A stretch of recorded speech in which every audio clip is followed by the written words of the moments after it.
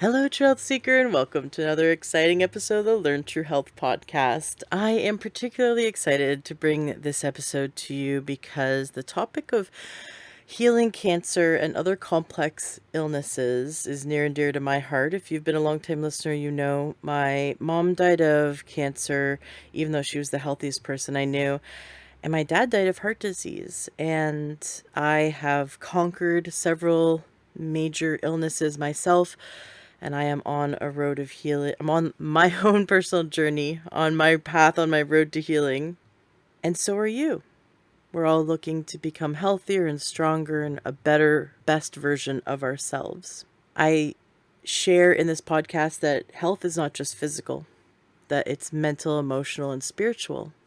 And if we don't nurture all these aspects of ourselves, then no matter how much we exercise or eat healthy, if we're lacking in our spiritual health or spiritual growth, if we're lacking in our emotional health or emotional growth or our mental or energetic, there's so many other aspects to just physical health. And if we ignore those, then we can create a state of stress in the body that leads to poorer and poorer physical health, even though the root cause might not have begun in the physical. And that's what one of the messages our guest shares today. And right before I started editing this show today to post it, I was talking to a dear friend of mine, and he brought up a psalm, and we were discussing a psalm in the Bible, and it just hit me. I'm gonna see if there's a really good video on it, and I happened to find a different video on a different psalm, but I was called to it. And you know, when you're called to something, maybe you were called to listen to this podcast. I had to hear it. I was like, okay, this is only a 4-minute and 40-second video. I can totally listen.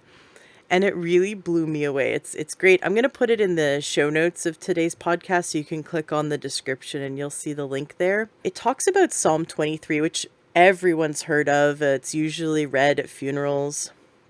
And it talks about how the Lord lies us down in green pastures, like as if we're sheep and he's our shepherd. And of course, you're probably imagining, as I did my whole life, imagine that green pastures were these beautiful rolling green hills.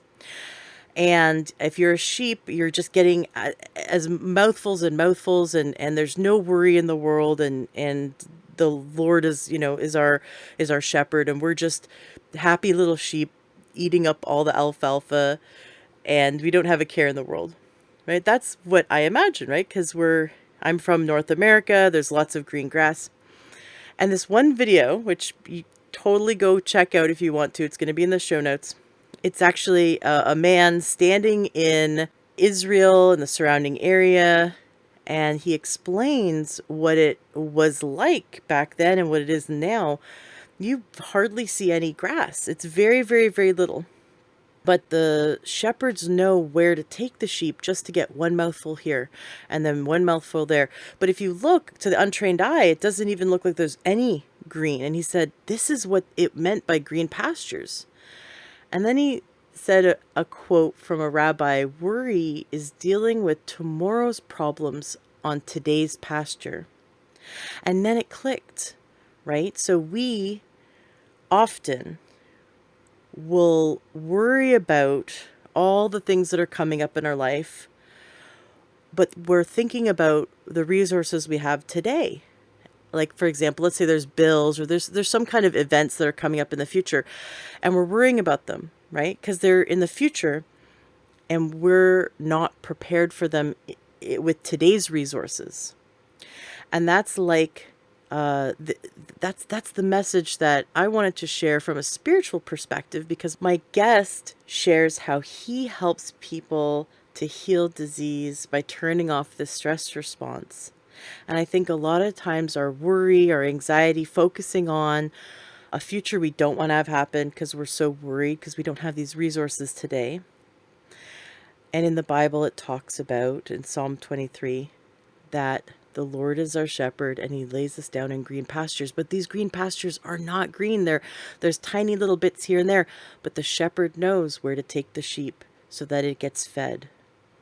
And so it's not saying that life isn't going to be a struggle, but it is saying that you have the resources today to get through today. You do.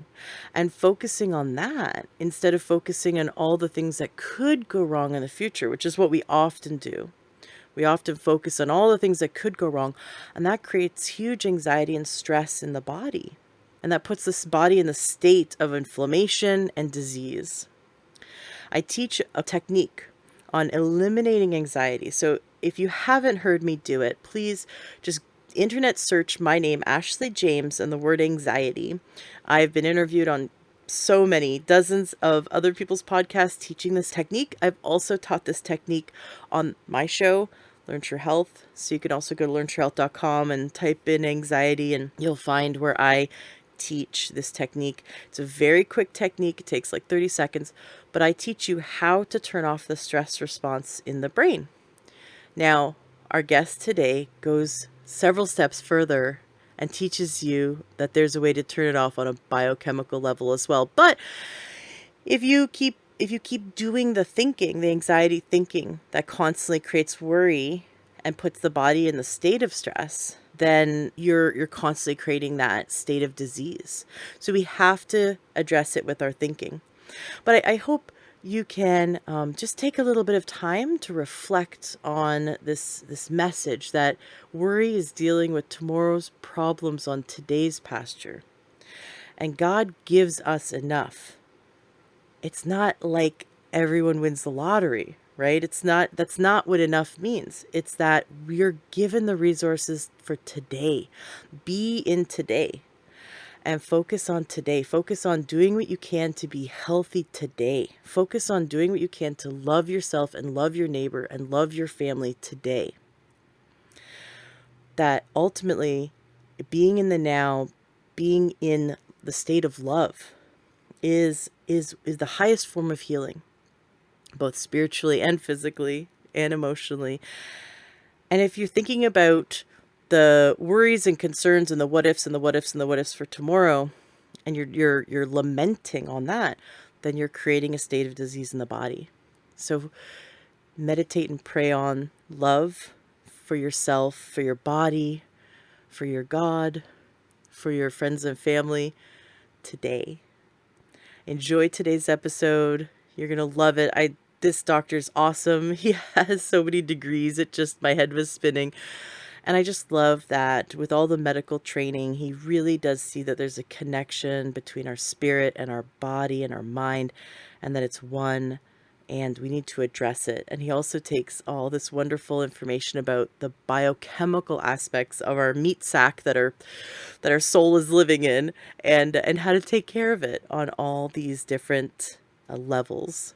Enjoy today's episode. Please join us in the Facebook group, the Learn True Health Facebook group. We've got so many wonderful listeners helping each other and answering questions, and I answer questions there, and many guests also come in and answer questions, and so it's a really supportive community. And thank you so much for sharing this podcast with those you care about.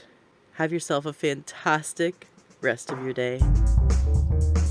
Welcome to the Learn True Health podcast. I'm your host, Ashley James. This is episode 473. Today we have on the show with us Dr. Isaac Eliaz. I'm very excited because what he teaches it's the key. It is the key.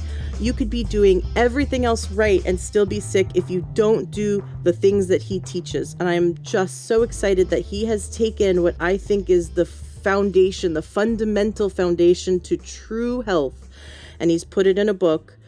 And it's so monumental. I'm very honored to have you here today. Your website is survivalparadox.gain. And of course, the links to everything that Isaac does is going to be in the show notes of today's podcast at learntruehealth.com.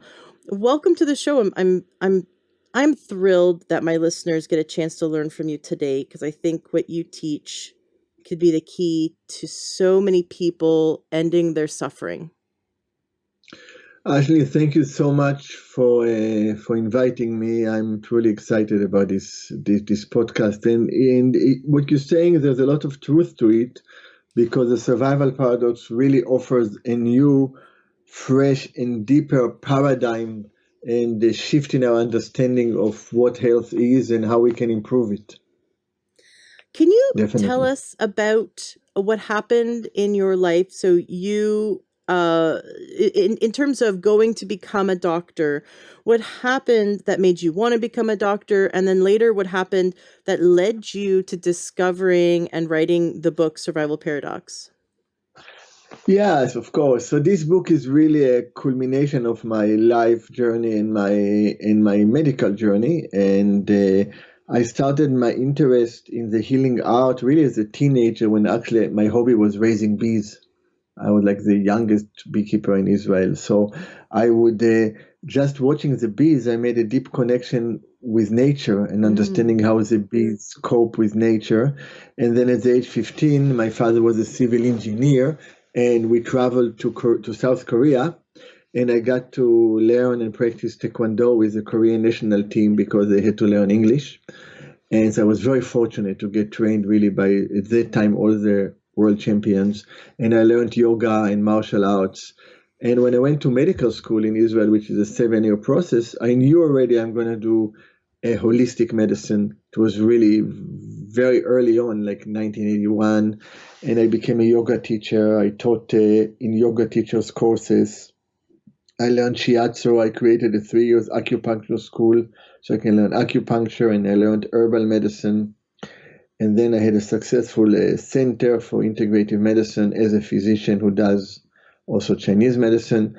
But I felt it's too early for me to be successful. There is much more learning I have to do. So we moved to the North Bay, to Northern California, where I obtained a Master of Science in Chinese medicine, became a licensed acupuncturist, and then later on got my medical degree here, my medical license.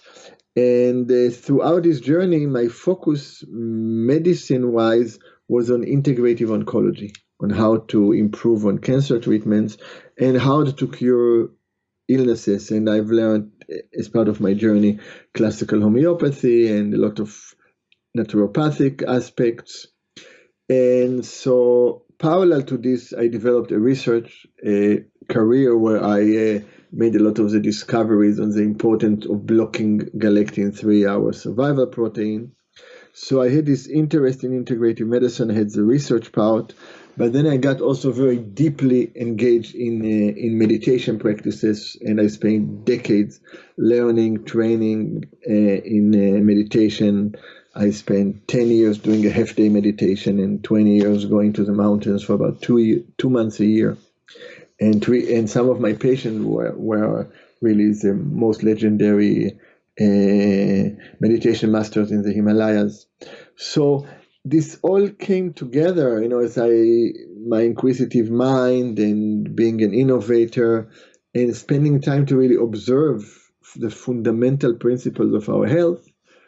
I came to the realization, after really learning a lot of esoteric practices of meditation and combining with different medical methods and decades of clinical experience, I realized that the key to healing is having an open heart, is love and compassion. And really what prevents us from connecting with this infinite healing potential is our imbalanced survival response. And this is really culminated with the book, The Survival Paradox, because it is a paradox that what makes us survive is the same mechanism that makes us sick, shortens our life, and causes a lot of suffering, pain, and illnesses, both acute and chronic. So in the book, I take people through the journey of understanding what the survival paradox is, how it is driven biochemically, how it affects metabolism, circulation, and how to block it with how to block galectin-3 with modified citrus pectin, with pectosol. And then the end of the first part, there is a chapter called The Heart of Survival, where I really introduce the key concept that the survival of the heart is to allow us to heal and break free of the survival paradox. And then I go through different illnesses and organs and systems, starting with cancer, which is, of course, something I focus on through my career, and then talking about the heart, kidneys, liver, lungs, metabolic diseases, neuroinflammation, microbiome, immune responses. And it's really an eye-opener how to look at our health and our organ systems in a different way. And then I bring the three last chapters, really the solutions: detoxification, healing our scars of survival, and transforming the survival paradox. And through the book is full of stories of patients, really my heroes, inspiring stories of patients that really, didn't really change the expected outcome and how they did it. And so the book is full of real life examples. Through your sharing of your life, I think it's so funny that a little footnote is, and then I became a medical doctor because some people, like, that's the highlight. That's the highlight of their life is they became a medical doctor, and that was sort of like one of the footnotes. You're like, and then I got my medical degree. I wish every doctor was like you. I wish we could clone you. I wish every doctor had as much background and experience in all the different modalities that you've specialized in to really have a deep understanding of the human body and how it heals, that we're not just meat sacks, that there's so much more than just a physical body, and that our emotional, mental, spiritual, energetic, everything that happens in our life affects the meat sack. And we have to see that. We have to see that there's this whole life affects the body. Now, I really want to know what happened in your life that made you want to focus on cancer. Was there a specific decision or moment that made you want to go down that rabbit hole?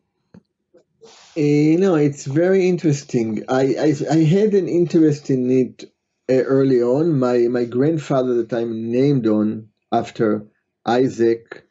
His name was Isaac. He was a Holocaust survivor, and his story is in my book. In the chapter about healing the scars of survival, I'll talk a little bit more about the topic of healing the scars of survival later. And he died from cancer at an early age, at age 50. And then towards the last year of medical school, my father got cancer. And then, we jumped to integrative treatments, and he was one of the first patients in the world to get immunotherapy, and his cancer disappeared. And then he died from a side effect of a treatment in 20 minutes, 3 years later. No. But he died really in good health. And so I had and when you treat cancer, you really treat everything.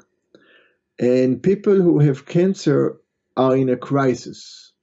And the crisis where your whole reality, everything you believed, everything you expected, you had planned, and suddenly you really see death in front of you. It's very impermanent. And it really gives a profound opportunity for deep change. So it really fit my approach.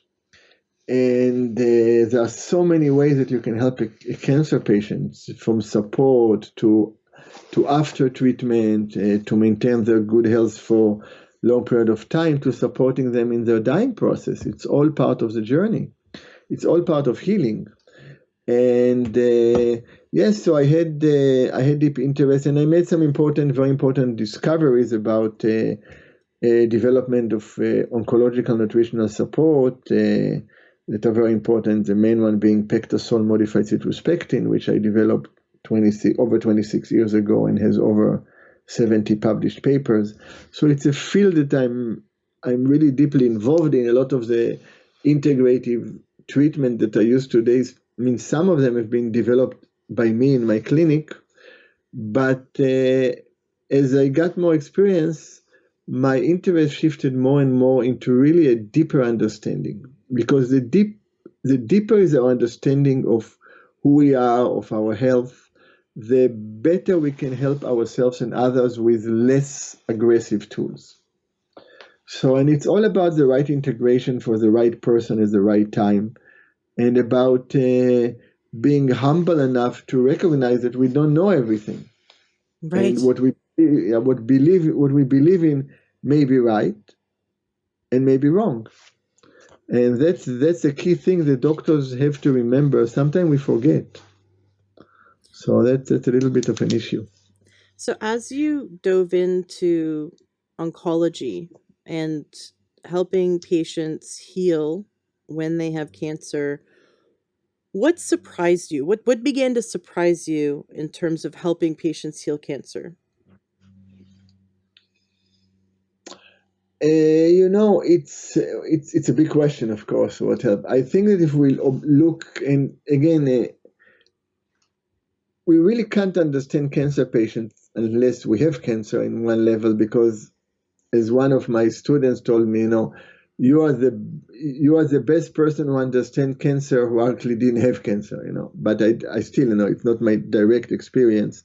Is that when it's to see how vulnerable is a cancer patient to the system, how sensitive they are, how every word makes a difference, how much power doctors have Mm. uh, when they come into treating, cancer. And it's just important for us, the health providers in us, to really understand the responsibility of supporting people who are really facing death, and big change in their life and changing their dreams and plans, and how we can support them in a genuine, honest, but optimistic way, because there are always choices, there are always options, no matter what is happening. And it's about allowing the patient to make the right choices. When we are stuck in an automated survival response, which is a reactive response, that is automated and immediate, we can't really make the right choices. We can't see our options. And that's part of the value of recognizing the the issue of imbalanced survival response. I think that leads perfectly into what is the survival paradox? So, to really look into the survival paradox, we have to first recognize the principle of the survival response. So, if I take a step back before I explain it and look at medicine, at health, there is a greater recognition that inflammation drives every chronic disease and every acute disease. I mean, COVID is an example. If there's a strong inflammatory cytokine storm response, which is something I've been working on for decades, then people get organ failure and die. But if we look at inflammation, and it's often pointed out to be the cause of many illnesses, it's really not a cause. It's really a process. What drives inflammation, what drives inflammatory response is our survival response. So the survival response is innate and built in each of us from beginning of time, our ancestors, animals, every living being. So if we look at the survival response, if it's so innate in us, it has to be automated. We can't really control it. And it has to start on its own. So the survival paradox really demonstrates that the same mechanism that helps us survive is the same mechanism that causes us to shorten our life, that causes chronic and acute diseases, and that will eventually also kill us earlier than expected. So when we want to understand it, and we understand how innate it's in us, then we come to look how it operates in our body. And there is this automated system that it operates with, which is our autonomic nervous system. So our sympathetic response is automated.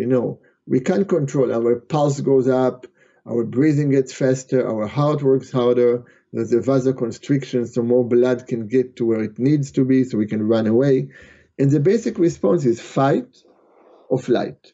We run away or we fight. And the running away is physically running away, and it's also hiding, isolating ourselves. So this is automated response, and it's built to start. It's built to really start within seconds, and it's also built to stop very, very quickly. And so this is something that is within us. And then on the second level, actually, there is a biochemical response. And the biochemical response is really governed by protein that we call alarmins. Can you spell that? And alarm means like alarm, like an alarm. Alarmings. Yeah. And the main protein that I've been researching for 26 years, galectin-3, I call it the survival protein. So this protein really drives our survival. So in our embryogenesis, when we are in uterus, it helps to produce healthy organs. When we are in life, it protects us from injury, from stress, from danger. The mechanism it uses to protect us produce inflammation and fibrosis and dysregulation and immune dysfunction and cancer and autoimmune diseases and practically every disease, every organ. Why? Because it's so fundamental in us. So when we understand this, and we understand that there is this biochemical alarm clock that never turns off, we also understand that it can be turned on by different things, by traumas, by infections, by heavy metals, by toxins, by genetic predisposition, by epigenetics. And we get a deeper understanding of what drives it, and then we get a better understanding of how we can actually change the outcome. I have written down a quote from you. Your body has an innate ability to heal from any disease as long as your fight or flight survival response doesn't stand in the way. Um, so I'm a little bit confused about this survival protein because it sounded like we need it for some things, but then when we have too much of it, it causes disease and early death? Exactly.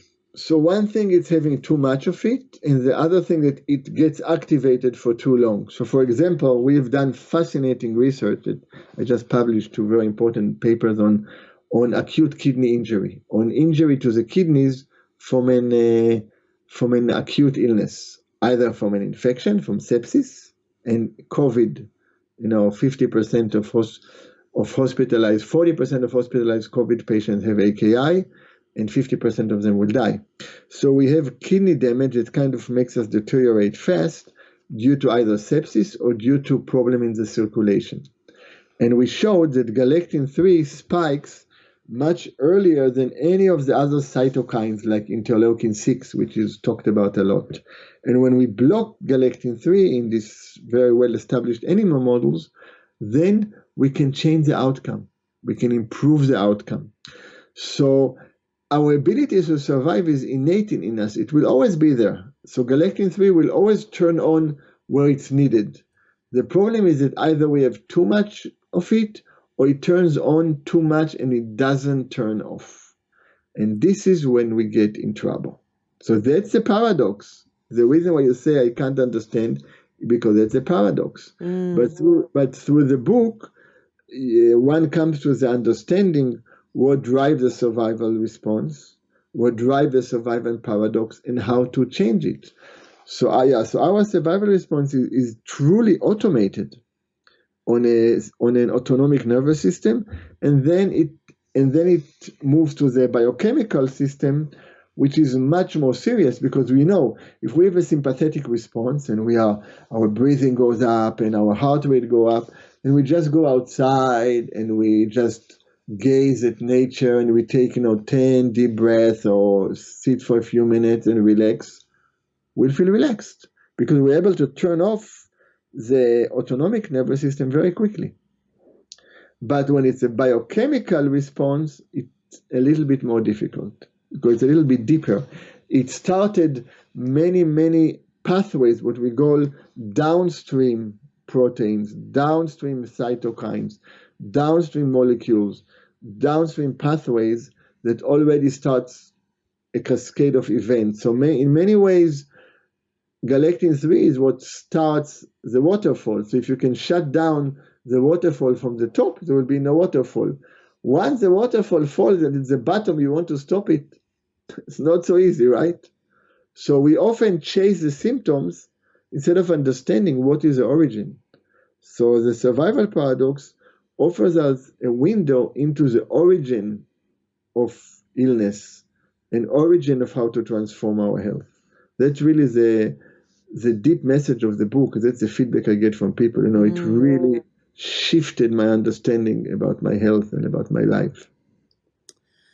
That's fascinating. It's been something that I've been focusing on with my clients for years is getting them out of that extended or period where they're in sympathetic, they're in that fight or flight too long, and helping them, with tools to change the way they think, because the body listens to our thoughts. You can actually think yourself into anxiety. You can think yourself, just like we can sit and watch a zombie movie, and if we hooked ourselves up to machines, the machine would notice that our heart rate is increased, our respiratory has gotten shallow and faster, that we have like a cortisol spike. We're safe. We're sitting in a living room watching a TV. Our body isn't under physical stress, but watching a scary zombie movie, our body's listening to that, listening to our thoughts, watching it as if it's real, as if it's happening to us. So our body is reacting to what it thinks is a stressor. And this is the real kicker, is that this isn't just, we're not just a physical meat sack. What is going on outside of our body responds to. And then, like you said, there's the nervous system response, but then there's the cascading waterfall of physiological, biochemical cascades that occur.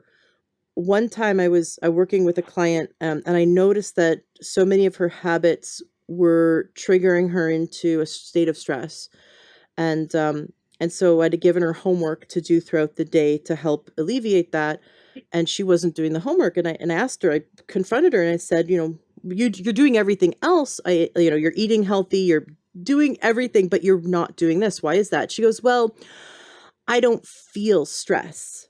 And I said, that's right. It's not an emotion. People often who are in a long-term state of stress don't even know it. It's like or if they grew up sort of in a very rough environment, they don't, their norm It's is, a great example, and I just talked about it at another podcast earlier today. It's a great example, Ashley, because if we are caught in a continuous chain of stressors and stress responses, we don't have the space between the thoughts, the space between our automated actions to connect with how we feel. So one of the first things that happens, for example, in meditation, when people start meditating for the first time, they feel, wow, really, either they fall asleep or they feel very, very, very restless. Why are they feeling restless? It's not because of the meditation. They always felt restless. They just were not connected with it. Now that they slow down and they took a step back, they start noticing the stress. And actually, I get to this level of mind training in the last chapter of the book, once the whole journey is complete. And I have a diagram of the pebbles. You make a distance between the pebbles, things start surfacing, feeling, emotions, insights, traumas, and we connect with our stress. We connect. And then, of course, what we are interested from my perspective is not at what we experience, is at our response to the experience. Do we have a survival response? Or can we have a transformative response? And our body, our physiology is built to do both. We are built to have a survival response, obviously, but we are also built to have a transformative response. And we can talk about it when we talk about the role of the heart in healing, That's a key role of the heart. so you how do we help people then if we go outside, we tell them go outside, breathe in and be part of nature, ground yourself, do meditation. That's helping them them stop the waterfall at the top. But now we've got, like you said, your body's still in that state of stress from a biochemical standpoint. What can we do from a biochemical standpoint to help regulate the survival protein so that we don't exacerbate it, we don't have too much of it and end up creating disease and early death in our body? So the moment, I mean, just because, as you said, we are not just a physical being, we are an integration of a physical aspect, an emotional aspect, a psychological aspect, a mental aspect, and a psychospiritual aspect. It's all within us. So this means that all of these levels are also becoming doors to heal ourselves.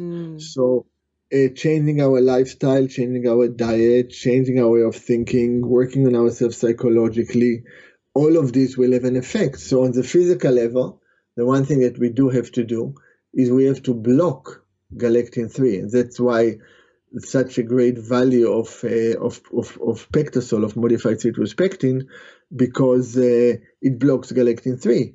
So if we look at the over 70 published papers on pectosol, they cover so many different health conditions. How is it possible it can be such a nutritional support for so many conditions? Because it addresses this upstream molecule. So the first step is understanding of the survival paradox.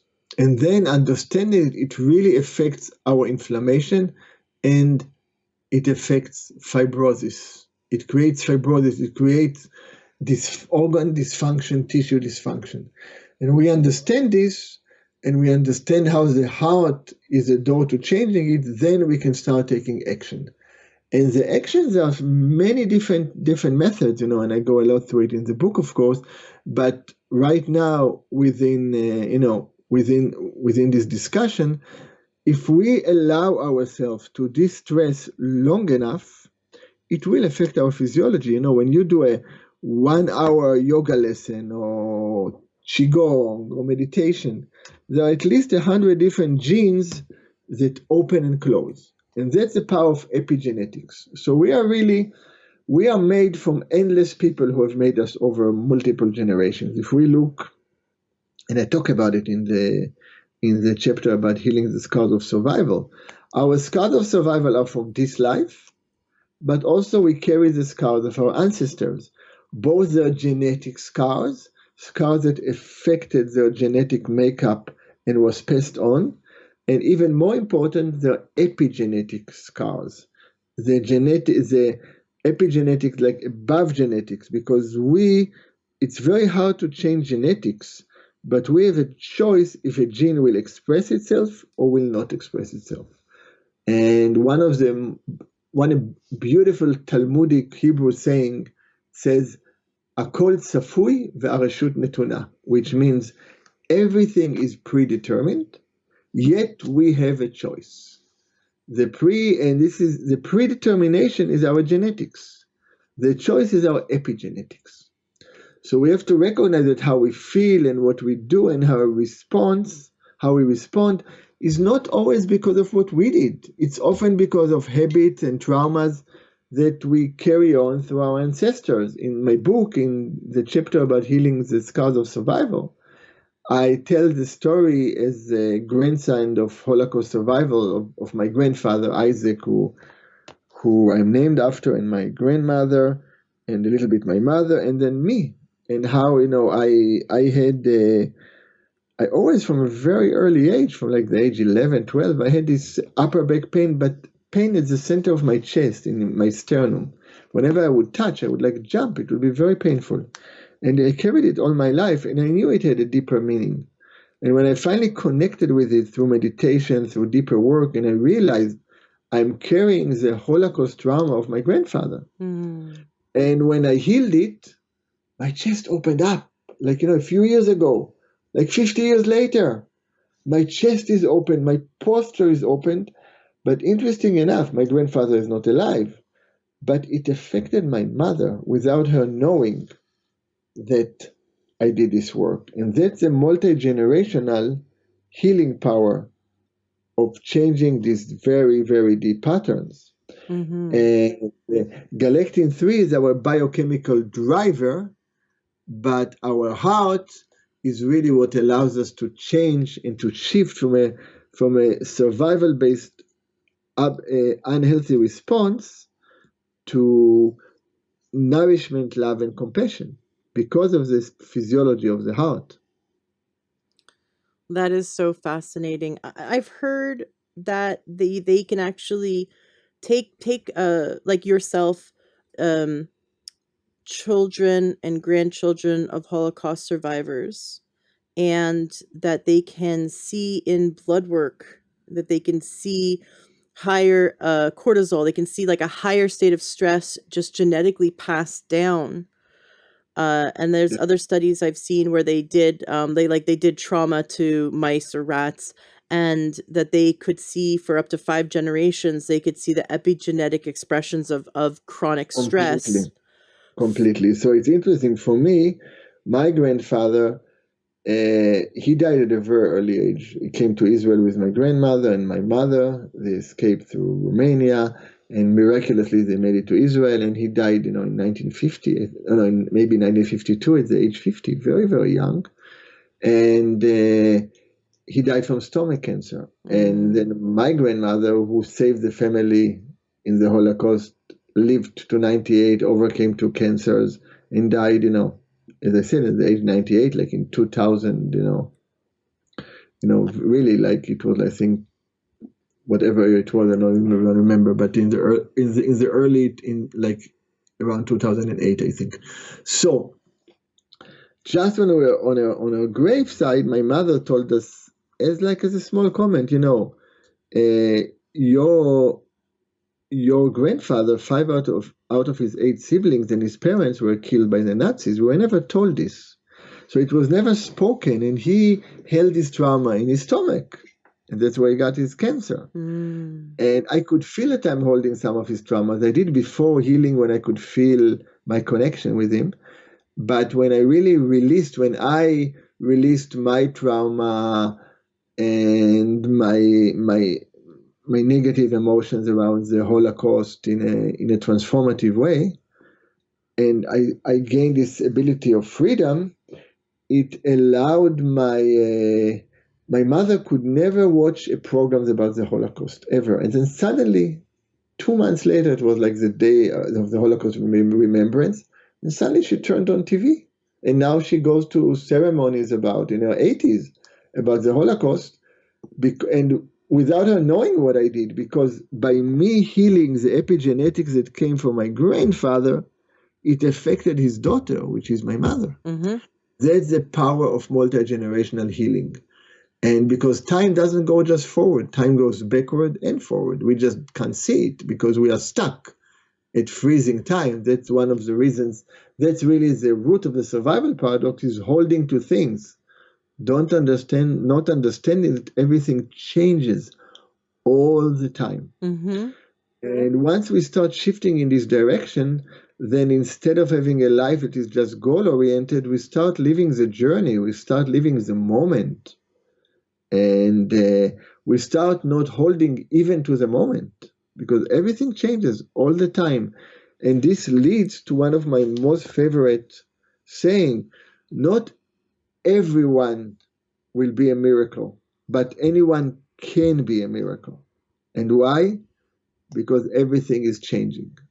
Everything is changeable. Nothing is permanent. That's the absolute truth. That is, nobody can argue regardless of your belief system. That's a fact. And this also, so now we understand this, we can look at the physiology of our body, because if survival is so innate in us, it should be reflected in us. When you look at our body, we have, I'm rounding up, about 50 trillion cells. Trillion means 1,000 times 1,000 is a million, then a million times 1,000 is a trillion times 50. Each of these cells can have up to 1 million reactions a second.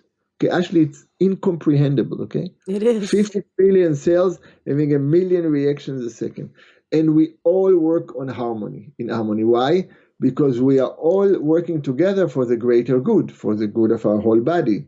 right? We are identifying with our body, with our being, with our ego as an independent entity, and we want to support it.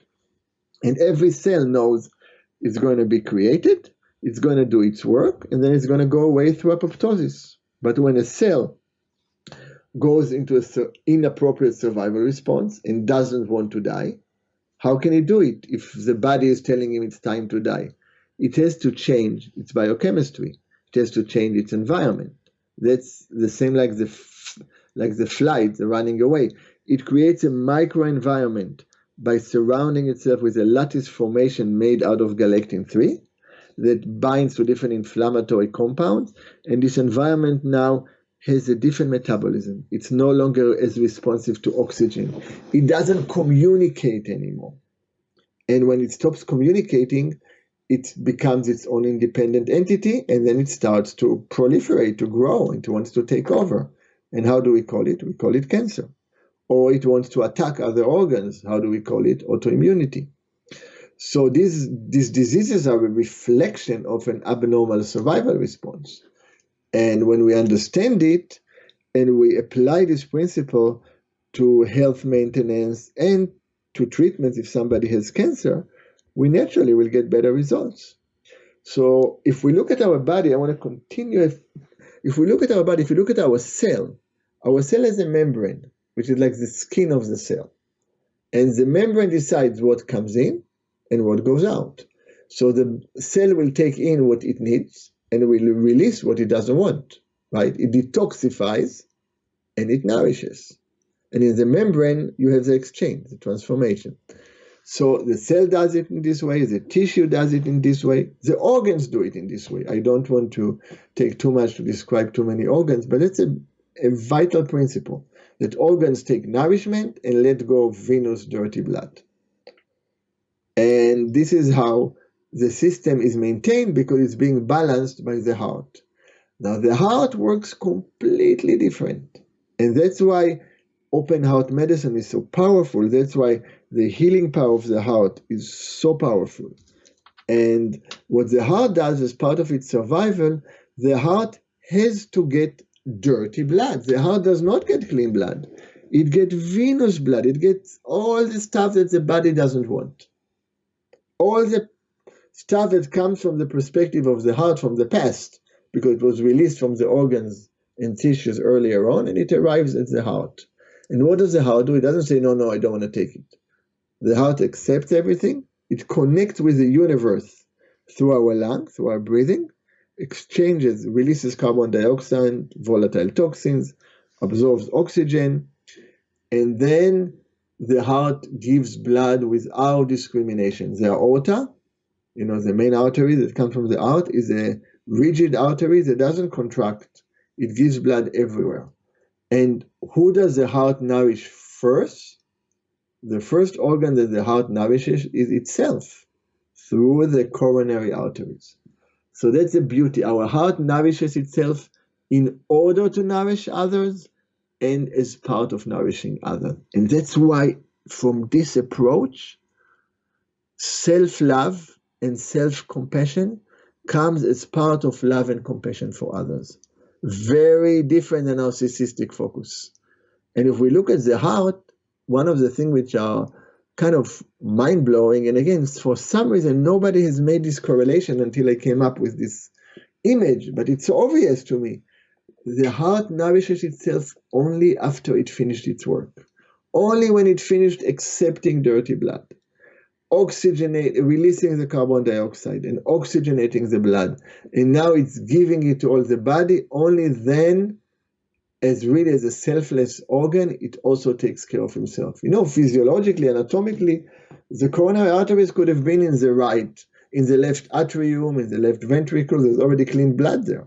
But no, the heart takes care of itself only when it's done with serving others. It's done with sending the blood out. And that's the selfless survival power of the heart that allows us to transform our health. And that's the transformation of the survival response.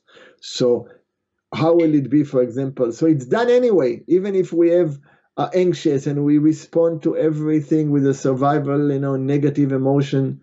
The heart physiologically does this, otherwise we won't be alive. But because it's done physiologically, it's easier to take a ride on it and make emotional, psychological, mental, psychospiritual changes in a genuine way.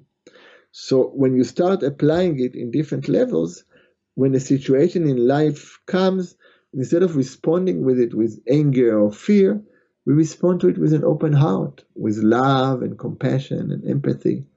And it changes our physiology because the electromagnetic field of the heart is the largest electromagnetic field in the body. It's 100 times bigger than the brain's electromagnetic field.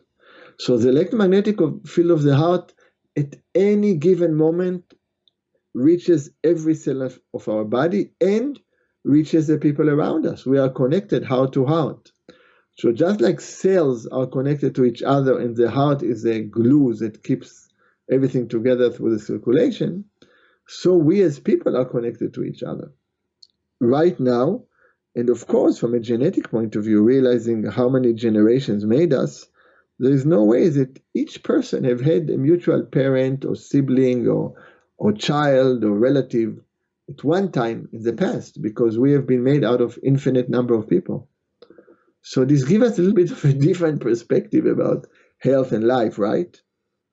The analogy of the heart is so beautiful and so perfect.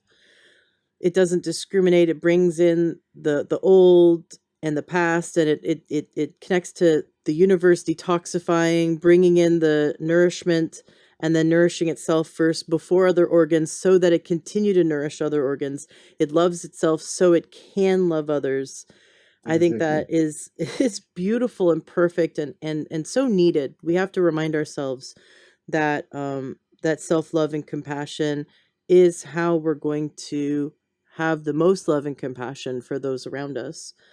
Right. I love it. Um, you talked about apoptosis, programmed cell death, and another thing I'm interested in is autophagy, which is the body's mechanism for digesting pathological tissue. And I think combined with triggering apoptosis and triggering autophagy, our body sort of is that's the cleaning mechanism, right? To ensure we don't develop cancer out of control.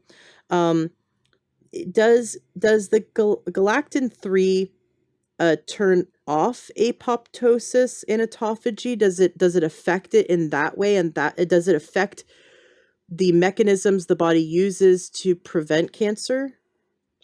Galectin-3 will speed apoptosis of normal cells, which we don't want, Oh. but it will prevent apoptosis of cancer cells, for example, because they will move into a glycolysis, aerobic glycolysis.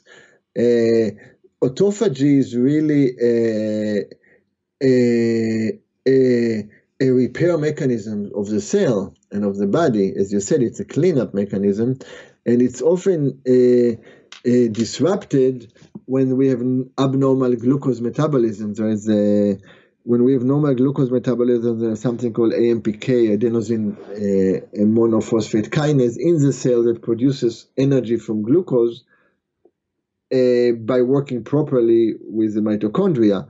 When there's not enough oxygen, or when another pathway called mTOR1 turns on, then you get abnormal metabolism and the mitochondria shuts down. The cell goes into a survival response. It moves into glycolysis. Why? It can produce energy 100 times faster, but at a heavy cost. Only 2 molecules of ATP from 1 molecule of glucose instead of 36, and a lot of nasty byproducts, lactic acid, etc. So, autophagy is key to clearing the system because it will reduce the activity of this mTOR1 and will restore the activity of AMPK. And yes, galectin-3 will have a harmful effect, and when we block it with modified citrospectin and we block galectin-3, indeed it will support healthy autophagy. And of course, I talk about it in the book in detail. What really supports autophagy is intermittent fasting. Yes. So the That was my value, next question, was about fasting. right, This is great. yeah, I talk about it a lot in the book. So intermittent fasting, and how long you have to fast depends on what food you eat. If you eat a lot of sugars, you have to fast longer because you have more glycogen. If you eat food if you have less carbohydrates, then even at 13, 14, 15 hours, autophagy starts. And that's why intermittent fasting is a very valid way of eating, used by multiple cultures, because you think in old times, it was too late, you would eat when it was early on, easy to cook, easy to prepare food. There wasn't like light, and then you went to sleep, you ate at 5 o'clock, 4 o'clock, then the day ended. The next morning you'll wake up, you'll do your stuff, and then you'll eat once you did some activity, like at 8, 9, 10 a.m. So you had 16 hours of fasting and 8 hours of eating. So really, intermittent fasting is a good strategy on a long-term basis. It's different than ketogenic diet. And it's worthwhile mentioning it because when ketogenic diet became very popular in cancer, I remember I was teaching in A4M in the Integrative Oncology module, like certification. I was one of the teachers.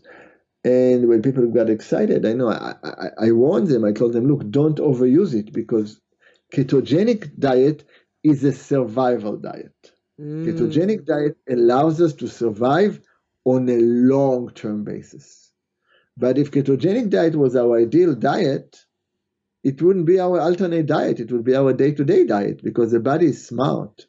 So ketogenic diet is very useful on an intermittent basis. So, for example, for my patient who go through chemotherapy or radiation, I will use ketogenic diet intermittently during the cycle, not all the time. But intermittent fasting is something that we can really adopt into our diet, either on a daily basis, or you can do a longer fast, 1 day a week or every 2 weeks or 2 days a month.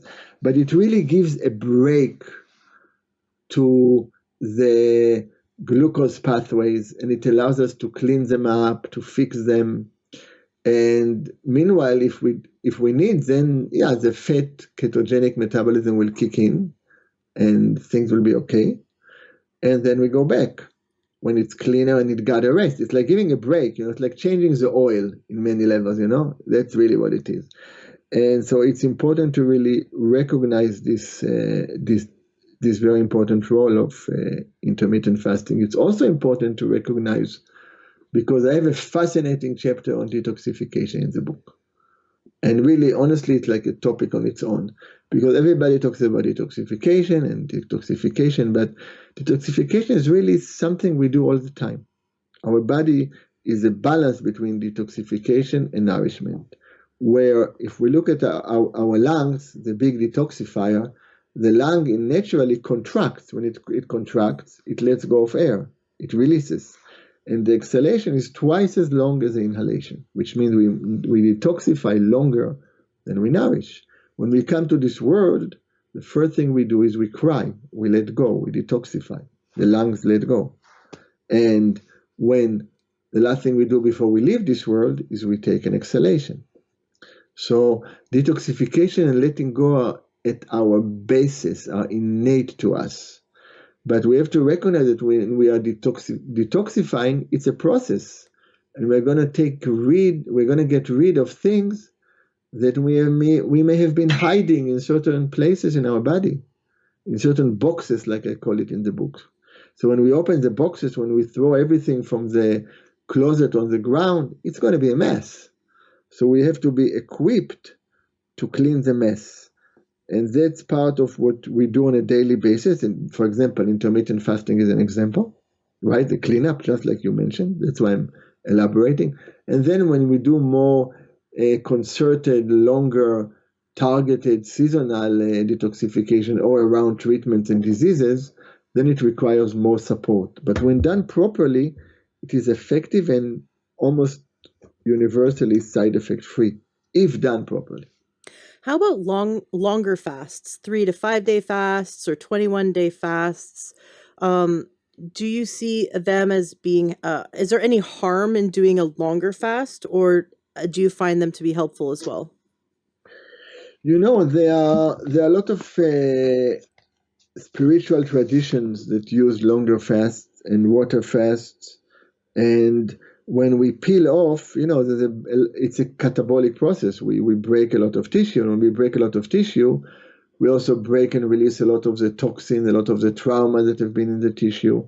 And if we cleanse them we are in nature with good food and clean water, it definitely can have a profound effect. But we're not built to shut down our system. If you look traditionally, like in different religions, most of the fasts are like one day, or one day, or like you fast during the day, like in Islam, which is for a month, which is pretty much intermittent fasting, right? So from a health perspective, it's better to drink a lot of water when you fast, so you help the cleanup. But fasting has a profound effect because it really turns off our maintenance activities, so our body and our being can tune into deeper things. I'm personally not a supporter of long-term fasting. I don't think it's physiological, and don't think it's much better to do it in a moderate way through intermittent fasting or through a one-day fast with water, or we just peel off gradually. The more we do things gradually, the more we create a gradual change, the more sustainable it will be.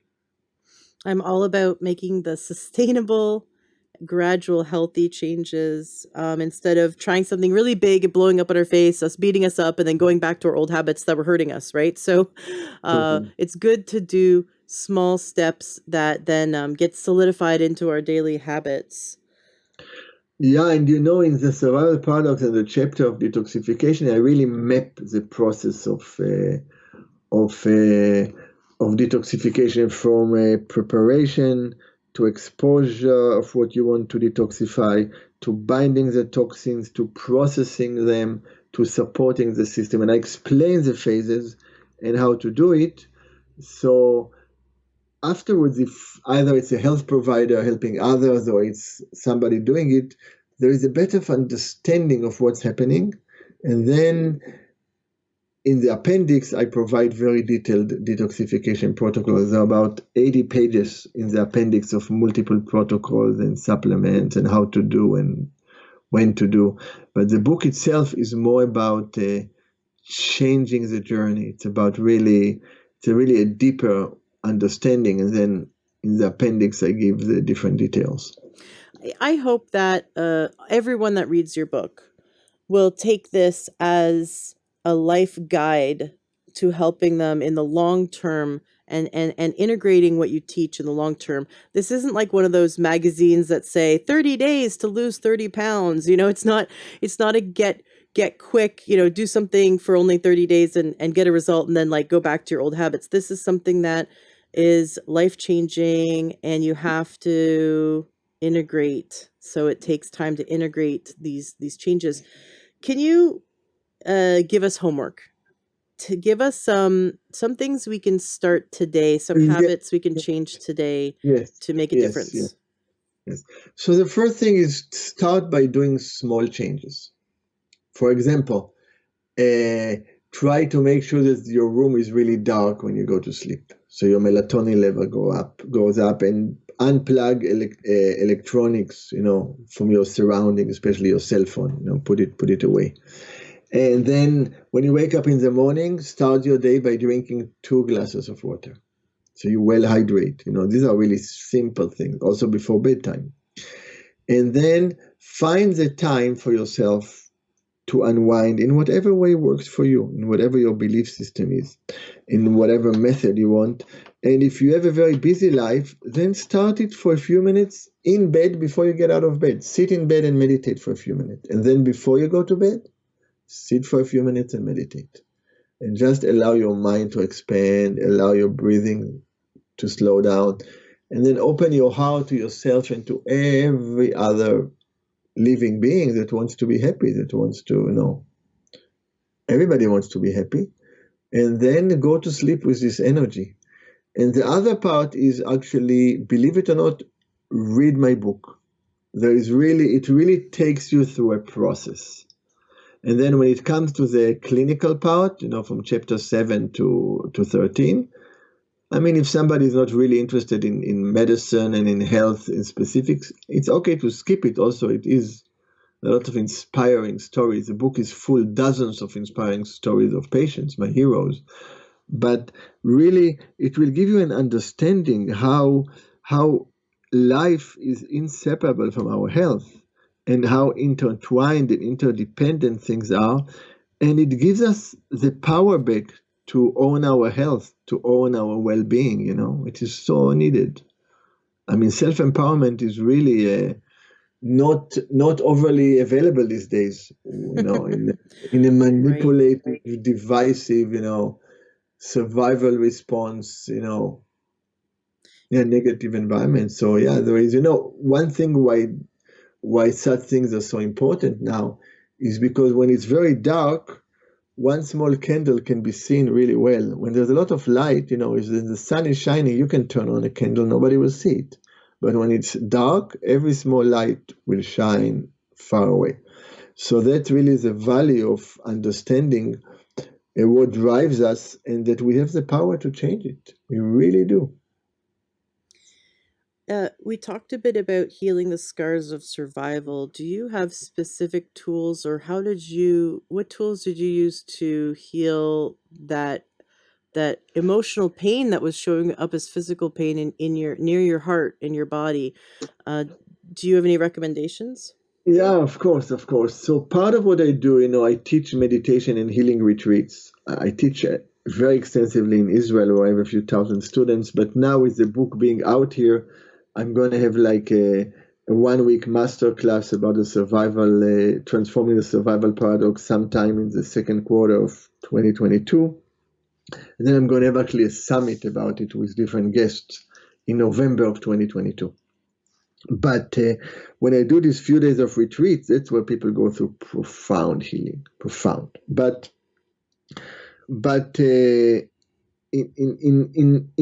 general, we really have to address our being on these multiple levels, and really find places where it's relatively easy for us to change. And don't be hard on ourselves. Don't be hard on yourself. I mean, life is not always simple, unfortunately. My favorite, I've studied a lot of these different modalities, and my favorite one for getting to the root cause and healing unresolved negative emotions that are stuck inside us is timeline therapy. And I highly recommend checking out timeline therapy. It was created by Tad James, of no relation. I love him, but we're not related. We have the same last name. And then also emotion code, which is a great, I've had really good experiences with as well. I've studied timeline therapy and done it for many years with clients, and I've seen huge results. So those are the two methods that I've seen help people to resolve the root cause of negative emotions, but also release them from the body, like when it's trapped in the body physically. Right, right. So let me expand on this a little bit. So in the clinic setting, we address the scars in with healing, with acupuncture, with different supplements. But I also specialize in a procedure called therapeutic apheresis, which is similar to dialysis, and I'm really a disruptor in the field, even on a global level, where I use a apheresis device that is FDA approved, and apheresis is similar to dialysis. So it's a fancy procedure where you take the blood, you separate the cells from the plasma, and you filter the inflammatory compounds, the bad lipids from the plasma. And what happens, you allow the body the opportunity to recalibrate. So that's on Wow. a physical level. That's on one end, and I'm also developing now a special column that will remove just galectin-3. It's a medical device project I have with some NIH grants. But on a healing level, it's exactly what you talked about. It's understanding the multi-generational and the timeline events, how the way we respond now is a result of things that happened in our past, Mm-hmm. happened in the past of our ancestors, and to make things really complicated, it's a result of what happened in the future. because the future goes backward just like time goes forward. And I have diagrams when I present it and teach it, usually in the context of retreats. And then I use a lot scar injections, where I will inject a scar with procaine, it's called neural therapy, with different homeopathics. And universally, scars will get smaller. Universally, I'm talking about scars from let's say, from surgeries that have been there for 20, 30, 40 years. And you put procaine, the scar gets numb for 45 minutes, and then it gets smaller by 10%, sometimes smaller and thinner by 60, 70%. Now, what's mind-blowing, it will never come back. How is this possible? Because the scar has a relationship with the nervous system, where there is a message coming to the brain that there is a scar, that something is not functional there. When we numb it, we cut this ongoing automated response, which is part of a survival response on a neurological level. And then we allow the body to relearn, to create a new memory, what we call memory reconsolidation. It's really a psychological system. It's not my system. But I use it on a physiological level. So this scar, healing of the scar, I do it on a physical level, and I do it with acupuncture and healing and visualization, so it's a little bit more powerful. But we also do it emotionally or with different systems like you described. But they all come to allowing us to be ourselves at the moment as much as possible, without having all these strings to our past, mainly, that make us react in a way that is really not how we would react if there was no past that was affecting us. Oh, I love it. That procedure where you filter the blood, I want to do that. That sounds fascinating. How can we do that? Do we have to come to you in California, Yes. or are there Yes. places? No. That's actually a very specialized procedure that I specialize in, and you don't. It's not something. Yeah, it's really what I do. It's usually done more in hospitals for people with genetic hypercholesterolemia, but I specialize it for inflammatory purposes, and I have a lot of publication on the field. Yes, it's done more at Amitabha Medical Clinic. And but important is to do this in a larger context, just like you and I talk today, Mm-hmm. Right. You can't fix it by going and getting a machine to filter it, because if you don't Right. change your lifestyle, it's going to, Right. and you don't heal, do the emotional healing, you don't change your habits, it's just going to Right. come But back. the machine, sometime if you're in really bad shape, the machine will give you a chance to recalibrate. Because Yeah. people try to heal, and it just gives you a break. You just get a moment where something else is doing the work for you, and then suddenly you finish the treatment and your blood is the way it was when you were like 18 years old, and then suddenly the tissue can let go and changes can happen. So that's the power of the procedure. How can we measure that what we're doing is working? So I know like heart rate variability is a good way of measuring that the body, if the body's under stress. But that's not measuring like the cascade effect, like you said. Is there a way to measure, or would you give us some examples of how we know what Yes, the of course. changes that we're making from your book, right? Like, let's say we start integrating these changes. How do we know it's working? How do we know we're reducing our galactin-3, and that we're getting our physiology back into a state of healing? So the first thing that we see, that we know, is that we just feel better. We are not as tired, we are more spacious, we are not as reactive, we are happier. We smile more. The same interaction doesn't bring up a negative emotion. We are more tolerant. That's one thing. Our inflammatory markers go down if it's C-reactive protein or fibrinogen activity, etc. And we can also measure galectin-3, which is an FDA-approved inexpensive test that is done by our labs, supposed to be paid by insurance, almost always is. If not, if you don't have insurance, it's one of these things where people who pay without insurance pay 10 times more than insurance, which anyway, I won't get into this because I can't solve it, unfortunately. But when you look at galectin-3, you have to be careful about relying on the level of galectin-3 because of genetic differences, people can still have damaging effect of galectin-3 with low levels. But if you think that you are healthy and you do a blood test and your galectin-3 is elevated, then this can be like a wake-up call that something is going on in the body. And then following galectin-3 is important. So one of the basic things and why this is my number one recommended supplement is the pectosol modified C2-spectin, not because I developed it. If you look at my programs 10 years ago, or 15 years ago, let's say, yeah, some of my patients got it, but not all of them. Now it's the first thing I give. Why? Because it blocks galectin-3. So it helps to stop this damaging process. In the same time, it removes heavy metals, it regulates the immune response, and supports the microbiome. So it has this amazing benefit. So that's why that's like the starting point. And you can take as little as 5 grams a day for maintenance. Or if you have serious health problems, you take 15 grams a day, either powders or capsules.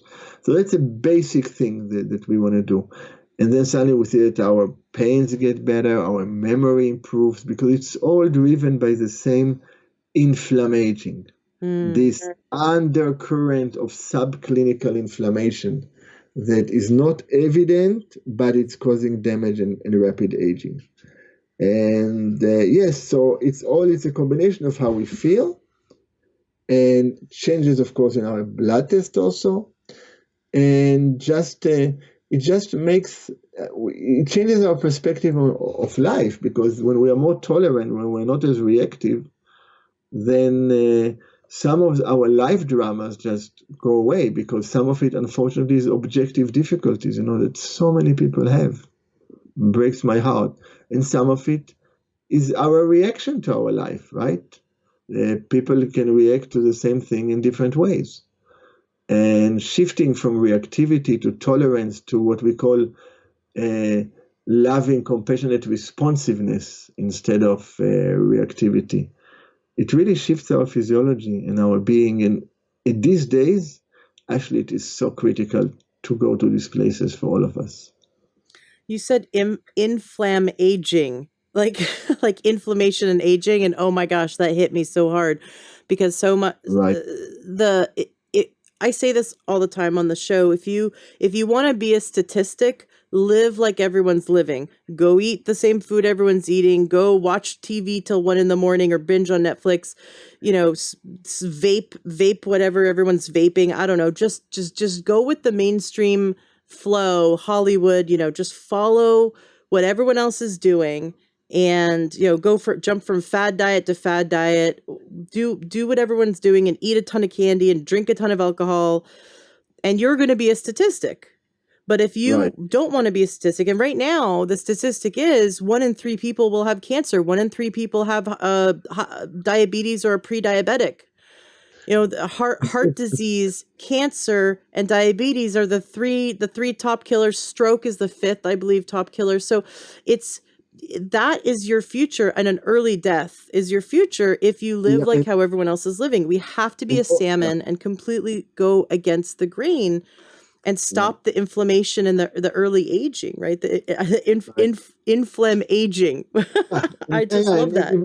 Inflammation is very much driven by galectin-3, by the abnormal survival response, by the survival paradox, completely. Yeah. And in the book, I just show how it's driven through all diseases. But it's never too late.